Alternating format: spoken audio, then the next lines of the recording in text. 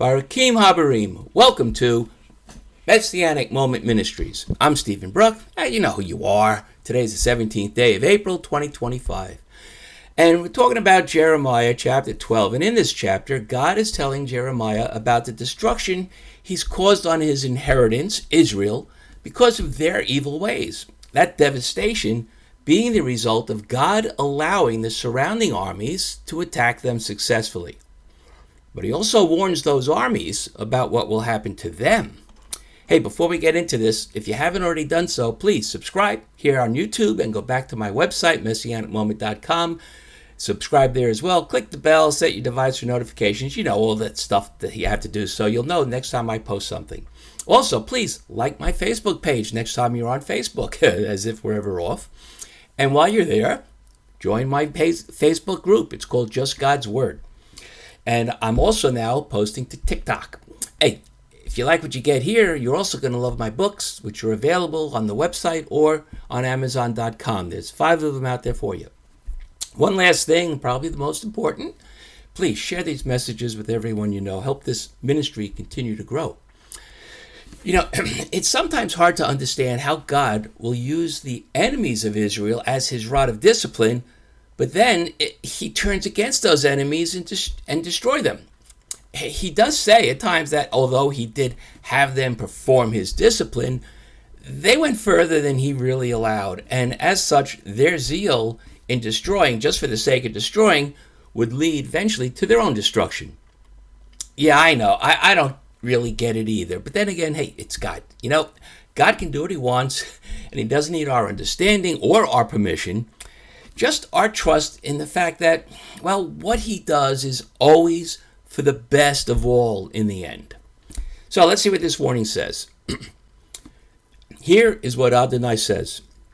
As for all my evil neighbors who encroach on the heritage I gave to my people Israel as their possession, I will uproot them from their own land, and I will uproot Yehudah from among them. Then, after I have uprooted them, I will take pity on them again and bring them back, each one to his inheritance, each one to his own land. Then, if they will carefully learn my people's ways, swearing by my name as Adonai lives, just as they taught my people to swear by Baal, they will be built up among my people. But if they refuse to listen, then I will uproot that nation and destroy it, says Adonai. Well, since this is Jeremiah, we can safely assume that the evil neighbor is Babylon. And the inheritance God is mentioning is clearly the land of Israel, not the current small percentage we have today, but the full amount of land God promised to give us. Now, I'm going to interpret this passage in a more modern context. Babylon represents Christianity, and the inheritance is not the land, but the Torah. The encroachment is not a military attack, but the way the nations of the world, mostly through the UN, have constantly come against Israel and supported their enemies. Now, as for Christianity, you know, it's always reduced the importance of Jews through their overt anti-Semitic actions, such as the Crusades and the Inquisition, and through more subtle anti-Semitism, such as, well, in modern times when the church turned a blind eye to the Holocaust. So the rest of God's warning is that for encroaching on his people by supporting their enemies, and on their inheritance, meaning the rejection of Torah by Christianity, they will themselves be uprooted. And we've seen some of that happen. I mean, way back when, Egypt was the world power, but after enslaving us, they were basically destroyed. Spain used to be a world power, but after the Inquisition, they've been reduced essentially to a non-power. England screwed us over when they gave us Israel. That's a long story. Look up Balfour Declaration and you'll see. But then they started to lose their world power through the loss of their colonies.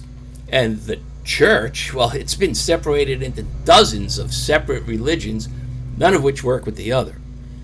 And through all of this, for nearly 6,000 years, the Jews have remained steadfast because, well, we have the Torah.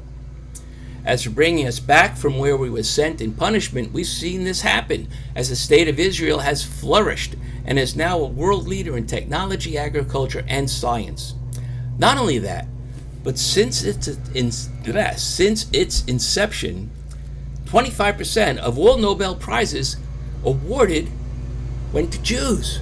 And to put this in perspective, there are only less than 2 Jews for every 1,000 people in the world. Hey, you think maybe God meant what he said when he told Abraham his descendants would be a blessing to the world? Yeah. All right, back to Jeremiah. The last part of God's warning, and this is the one you really need to hear, is that after God separates his people from their enemies and both are back in their own country, if the enemies, in other words, the nations of the world, do not learn the Torah, then they will eventually and finally be uprooted and destroyed. In other words, if Christians do not stop telling Jews to ignore the Torah, which is equivalent to God having said, swear by Baal, but rather learn to obey God's Torah, which God is saying, in other words, means to swear by Adonai, well, if they don't give up on their ignoring the Torah and learn the Torah, they will be destroyed in the Acharit HaYamim. It's the end days. I could explain this in more detail, but I think that statement is enough to make someone who really believes in God to stop and think.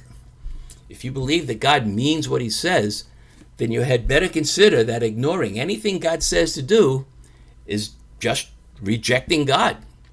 And that includes encroaching on his inheritance, which means anyone who supports the enemies of Israel, which today are the UN, Hamas, and all the other terrorists, anything that is termed Palestinian, and the restriction of Israel's right to recover its hostages and take back Gaza.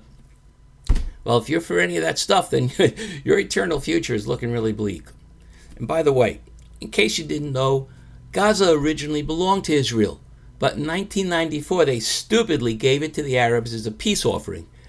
And instead of working with us, they've allowed it to become the center of anti-Israeli terrorist activity. So, God warns the Gentiles in the world who have proven they are enemies to the Jews that they must come around to either obeying God and not a religion through obedience to his Torah, or they will eventually be destroyed. Well, thank you for being here, and please share these messages with everyone you know, even non-believers. Hey, after all, you never know how fertile the soil is until you plant a seed in it. That's it for this week. So, Hitrot, and let me wish you an early Shabbat Shalom, and hey, only 3 more days until we can have a real sandwich again.